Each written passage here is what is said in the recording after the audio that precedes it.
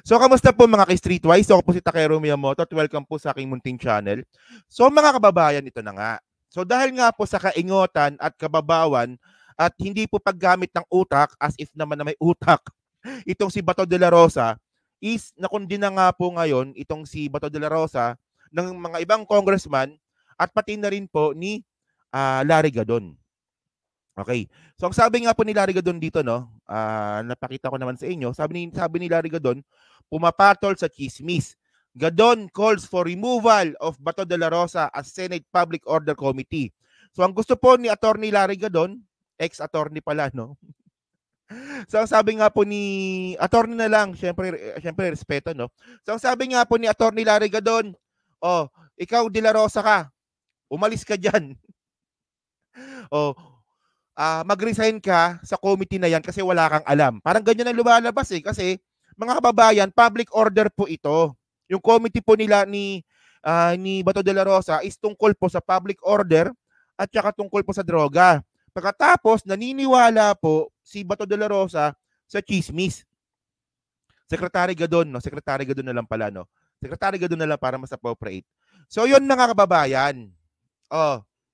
So, actually, hindi lang po si Secretary Gadon po yung bumabatikos po kay Bato. Marami po sila, especially nga po yung congressman. Yung mga ilang congressman po natin. Ang sabi nga ng isang congressman, nakalimutan ko na yung pangalan, Bato, gamitan mo ng utak. Paano gagamitan ng utak ay kasabwat? Kasabwat sa panloloko. O, kasabwat sa destabilization plot laban kay PBBM. Ako naniniwala ako doon, no? Kahit na itangge ni Bato de la Rosa na, ay ako, hindi naman ako kasali dyan sa distab na yan. Ginagawa ko lang yung trabaho ko, hindi pa ako naniniwala doon. Kasi dapat tapos na po yung hearing. 'Di ba? Nagsalita na po yung mga ibang senador at nagpaparamdam na po sila Chis Escudero, especially nga po yung Senate President, na itigil mo na yan. Pero hindi pa rin po siya tumitigil si Bato. So, dahil nga po doon, naniniwala ako na parte ito ng distab laban kay PBBM. Wala namang kwenta yung hearing eh. Oh, the more na nakakandak ng hearing, mas lalong nagigisa at lumalabas po yung katotohanan regarding kay Morales. Oh, di ba? So, and then mga kababayan, sabi pa dito, no? So, sa Abante na lang natin basahin. Sabi sa Abante, Bato pinasisibak ni Gadon bilang Senate panel chair. Okay. So, sasabi na naman ng mga basher diyan, ano naman kinalaman ni Gadon diyan? Ang trabaho ni Gadon ay poverty alleviation. Well, may karapatan pa rin si Gadon kasi parte siya ng gabinete. Hindi niya nga lang mandato yan at bilang isang mamamayang Pilipino. Diba? Wag natin isasarado yung ganung klaseng di ba? So basahin lang natin to dito, no. Sabi dito, actually nahanap po yung video, hindi ko makita eh. So sabi dito, no, nananawagan si Presidential Advisor for Poverty Alleviation, Larry Gadon, sa liderato ng Senado na sibakin si Ronald De La Rosa bilang chairperson ng Senate Committee on Public Order and Dangerous Drugs kaugnay ng naging paghahawak nito sa PDEA leaks investigation. Oo. Ako naniniwala naman ako dito, agree naman ako dito kay Gadon, no? Kasi mga kababayan, siguro ito, okay, yung pagbigay po ng platform ni Bato de la Rosa sa isang sinungaling, siguro sapat na yun eh. Yun nga lang, umabot pa po ng 4 na hearing. Siguro yung pinaka dapat na gawin dito, hindi na lang dapat pinatulan. Kasi away lang ito ng social media na pinasok po ni Bato de la Rosa sa mainstream media. Okay. So kung nakapasok na, siguro pinakamatagal na siguro, pangalawang hearing siguro dapat tapos na to eh. Di ba? In the first place nga, wala nga dapat yan eh. Okay, so continue lang natin ha. Ginawa ni Gadon ang pahayag matapos ang ikatlong pagdinig ng komite ni De La Rosa sa umano'y report ng PDEA na nag-uugnay kay Pangulong Ferdinand Marcos Jr. at aktres na si Marcel Soriano sa paggamit ng pinagbabawal na gamot. Ayoko nang ulit-ulitin tong topic na to, no? Kasi alam naman natin na sinungaling. 'Di ba? Una, ang sabi ni ito banggitin ko lang po talaga yung pinaka-BS dito, no. Yung sabi ni Morales, pinanotaryo niya nga daw po yung sworn statement. Yun nga lang, hindi niya nga raw po malaman at di niya raw maaalala kung sinong abogado. Okay. And then, nung bandang huli na, ang sabi niya naman, hindi niya naman daw po ito pinanotaryo. So, sinungaling talaga. Di ba? Actually, bukod sa pagiging abogado ni Morales, yan si Bato, parang ang lumabas sa una at saka sa pangalawang hearing, parang si Morales pa nga yung chairman eh. Siya yung salita ng salita eh. Di ba? At mga kababayan, tama rin ito. Okay? So, kung ang sinasabi dito ni Bato de la Rosa ay ito po ay for the aid of legislation, anong House bill na ba ang naipasa dito? Ganun yun, di ba? Kasi sabi ni Bato, itong hearing kay Morales ay for aid of legislation. So anong bill na ba yung ginagawa at ang naipasa nga po ni Morales ay ni Bato? Kasi kung maalala po natin mga kababayan, nung pinatawag po ni Arisa Ontiveros itong si Kibuloy na hindi pumunta, nakagawa po ng 3 House bill si Risa Ontiveros. 'Di ba? Naalala niyo 'yun, 'di ba? Habang naghi-hearing regarding kay Kibuloy, si Risa Ontiveros naman nakagawa na siya ng House bill. So yung kay Bato, nasaan yung House bill? 'Di ba? So malamang baka paabutin pa to hanggang hindi pa siya nahuli ng ICC, no? Sabi dito, no, yan naman ay base lamang sa chismis, sabi ni Godon to yan naman ay base lamang sa chismis, isipin nyo, yung sinasabi ni Senator Bato ay authentic daw yung form. Yung report, it refers only to the authenticity of the form. Kahit naman sinong empleyado ng gobyerno, pwede kang gumawa ng report doon sa form na ipi-fill up mo. What matters most is yung credibility nung nire-report mo. Kung anong superior ay kung ang yung superior ay itinanggi o ibinasura yung report mo kasi nga hindi naman credible, edi wala talaga. So mga kababayan, kasi anong nangyari kasi dito, hindi na po siya PDEA leaks. Ako naniniwala kung hindi na siya PDEA leak. Ano na siya? Morales leak. Kasi yung dokumento hindi naman pumasok sa PDEA. So paano magiging PDEA leak yun? 'Di ba? Paano naman magiging PDEA leak yun kung ang dokumento na pinag-uusapan dito po sa hearing po na to ay hindi naman natanggap ng PDEA? So ibig sabihin nun, yung dokumento na kay Morales lang. So Morales leak lang talaga yun. 'Di ba? Correct, 'di ba? Morales leak yun, hindi yun PDEA leak. Oh. And then, actually, para mas maganda, no, nakita ko to sa post mismo ni Gadon. So, ito yung legit na Facebook nga po ni Gadon, no. So, sabi ni Gadon dito, no, okay, burden of proof ang salitang yan, kung sino yung nag-aakusa, siya dapat ang magpapatunay. So, totoo to. Okay. So, ang tanong dito, si Maharlika sumagot na ba? Si Maharlika sumagot na ba doon sa issue tungkol sa paglason sa asawa niya? Sumagot na ba? Hindi pa, di ba? Di ba, naalala ko kasi, merong isang interview itong si Trixie Cruz Angeles. Sabi ni Trixie Cruz Angeles noon na, kita nyo, si Presidente BBM, hindi sumasagot dyan sa droga-droga na yan. So, pag hindi ka sumasagot, ibig sabihin nun, totoo. Sabi ni Trixie Cruz Angeles yun. Ngayon, kung ibabalik natin ito kay Hitad, ikaw, Hitad, hindi ka pa sumasagot, so ibig sabihin ba nun, totoo yun? Totoo ba na nilason mo yung asawa mo para sa insurance? Wala, di ba? Deadma ka lang din eh. So ibig sabihin, totoo. Kung kukunin po natin yung logic nga po ni Trixie, yung logic din nyo, pang ano talaga, pang engot, no? So sabi dito, no, hindi ako conforme na palagi na lang sasabihan, sabi ni Gadon to sasabihan ni si Presidente Bongbong Marcos na magpa-drug test. Okay? Magpa-drug test ka, totally cleared na yung issue na yan. Di ba? So clear na yan eh. Medyo nakakabisit lang pag-usapan to, no? Okay? At hindi ako conforme na ang Presidente ng Pilipinas ay sinasabihan mo na magpa-drug test. ka na para namang uto-uto na magpapadrug test ka. Ito talaga yung punto ng mga kababayan. Ikaw yung pinaka makapangyarihang tao sa Pilipinas tapos uto-uto ka. Di ba tama, di ba? So ano nga akala nyo sa presidente uto-uto? Si Digong nga, hindi nga nagpa-drug test eh. Di ba pinapa-drug test din siya dati ni Trillanes, di ba? Hindi rin siya sumunod. Oh. So ganun lang yun, di ba? Ang tawag kasi dito double standard, mga kababayan. So ayan po yung pinaka-iniiwasan ko po dito. Ako po kasi political vlogger ako.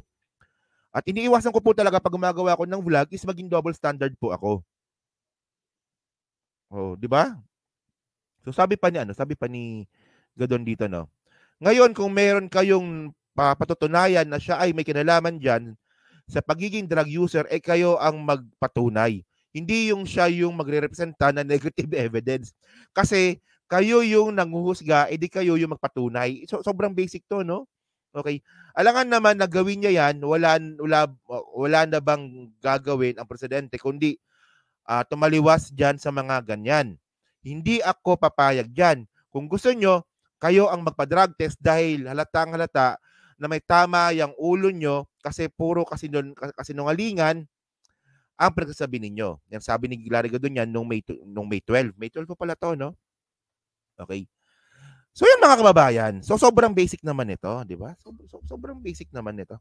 So ngayon mga kababayan kasi ito. Okay. So pag-usapan natin to. Okay. So ako don't get me wrong ako gusto ko si Gadon. Gusto ko si Gadon. Binoto ko po si Larry Gadon noong 2022 election. Binoto ko siya. Gusto ko po talaga siya. Pero may mga kakilala po kasi akong mga ibang loyalista at saka ibang PBBM supporter na ayaw kay Gadon. Okay. So ang pinaka-reason nila kung bakit ayaw nila kay Gadon kasi nga daw, hindi daw kasi binabanatan ni Gadon si Duterte. Na, which is nga, no? Parang naghahanap naman ako ng mga statement ni Larry Gadon para batikusin si Duterte. Parang, ewan ko lang, pero sa paghahanap ko parang wala naman ako nakita. Sige, sabihin na nga natin na gano'n. So, for whatever reason na kung ano man yung dahilan ni Gadon kung bakit hindi niya ginagawa yun, para sa akin kasi, pwede ko nang i-pass yun eh. Pwede ko nang i-overlook yun eh. Kasi mga kababayan, hindi po natin pwedeng baliwalain yung sakripisyo po ni Gadon kay Presidente Bongbong Marcos. Tandaan natin ito dahil nga po sa binabakbakan nga po si PBC, Bongbong Marcos pa nun BBM pa nun Dahil nga po sa binabakbakan nga po si BBM nung hindi pa siya presidente ng Rappler, ang nangyari po dito, si Larry Gadon nga po ay tinanggalan nga po ng lisensya bilang abogado ng Supreme Court. Ito ay nabalita noong June 28, 2023. Okay. Tapos, di ba, unanimous vote pa talaga, 15-0. Di ba, by a unanimous vote, 15-0, the Supreme Court en banc resolved to disbar Attorney Larry Gadon for the viral video clip where he repeatedly cursed and uttered profane remarks against journalist Risa Robles.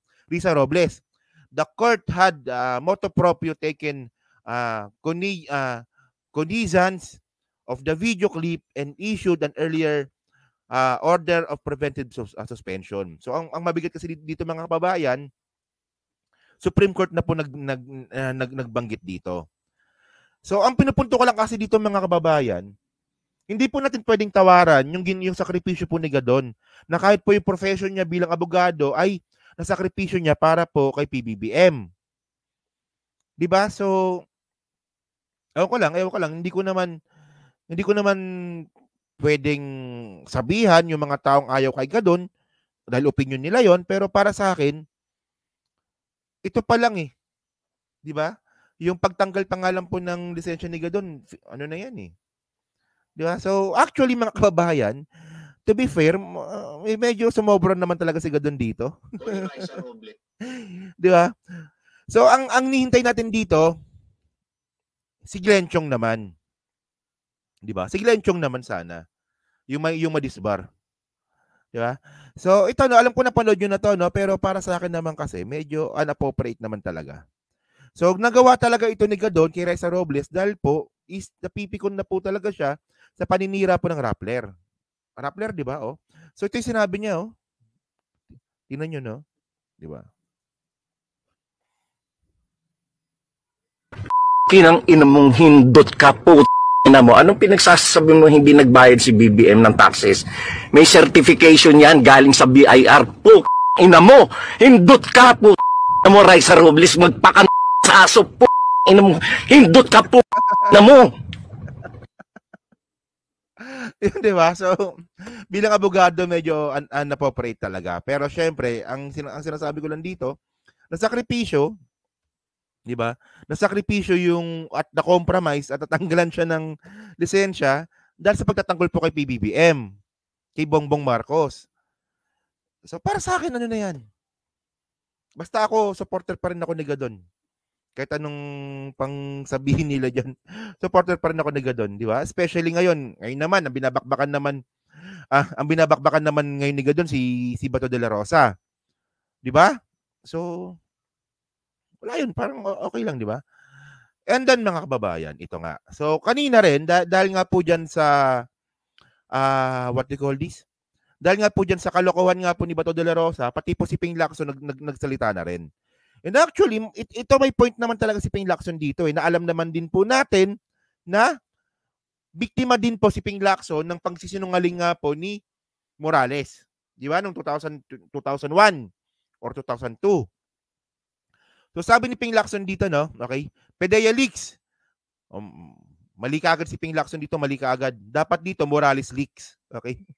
Sabi dito, no? The leaked documents exist. An agent can type an intelligence report. O, di ba? Actually, ito kung meron man akong gustong ibalik sa Senado, siguro si Ping Lacson yun. Isa doon. Di ba? Isa yon na gusto kong bumalik sa Senado si Ping Lacson. Well, kung sila doon tatakbong senador, boboto ko pa rin yan. At ikakampanya ko pa rin po yan, no? Oh, di ba? So, sabi nga ni Ping Lacson, di ba? Oh, kahit sinong agent pwedeng mag-type ng intelligence report, pwedeng gumawa ng intelligence report. Oh, di ba? The said report was never submitted even for initial evaluation by his immediate superior. Oh, hindi po umabot ng PDEA, ibig sabihin nun. Kumbaga, yung report nga po ni Morales, hindi po umabot, di ba? Hindi po umabot sa PDEA. So, ibig sabihin nun, na kay Morales lang yon. So, ibig sabihin nun, di ba? Morales leak lang talaga to. Di ba? So, tama nga, no? Paano magli-leak? Paano magiging PDEA leak kung wala namang dokumento galing sa PDEA? So, hindi siya PDEA leak. Di ba? Tapos, the said report was never submitted. So, nabasa ko na yun, no? There is no official report on the record. Okay? It's a scrap of paper. Ang daming inabalang tao. Ang daming inabalang tao, pero si Bato de la Rosa walang pakialam. Di ba? And then, sabi pa ni Ping Lacson dito, no? Tama ang nakabiting tanong di ba? Tama ang nakabiting tanong ni Senator Cheese. Hanggang kailan ba ito matatapos? Magpatawag ng resource person. Di ba? So malamang kung kay Ping Lacson siguro humawak ng PDEA leaks na to, tapos na to eh. Di ba? At saka nakakatawa kasi dito mga kababayan, kung ang ito kasi medyo engot lang din po talaga si Bato, no? Kasi kung pinag-uusapan dito ay PDEA leakage, ang dapat na pinag-uusapan dito, sino nag-leak? Sino nag-leak? O sino ba nag-leak? Si Maharlika. O, saan galing yung leak ni Maharlika? O, so ang sabi nga po ni Morales, di ba nung unang hearing na ay na-compromise nga yung privacy ko. Sabi niya gano'n. Kunwari, victim pa, no?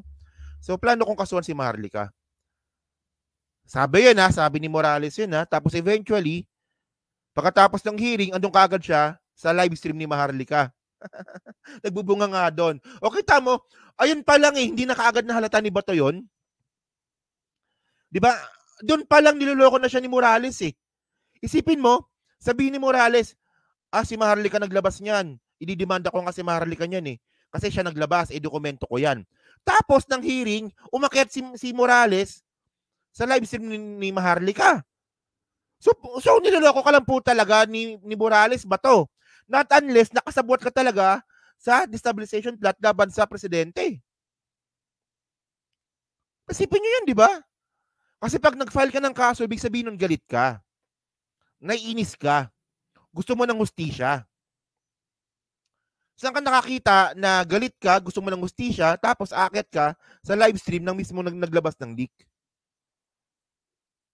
Di ba? Kalokohan yan, di ba? So yun mga kababayan, no? So kayo po, no? So dyan po sa 881 po na nanonood, so hindi pa po nakakapag-like, palike na lang po ng video po na to, dyan po sa Team Replays, ano nga po mga sabi nyo nga po dito, sa sinabi nga po ni Atty. Larry Gadon at saka ni Ping Lacson, regarding nga po kay Bato de la Rosa. Para pinapalabas na lang nila no, na ano, para pinapalabas na lang nila na in polite way na bobo si Bato de la Rosa. Diba? So yan, nasa comment lang po sa baba at pinabasa ko pong lahat yan. So thank you po mga ka-Streetwise, no?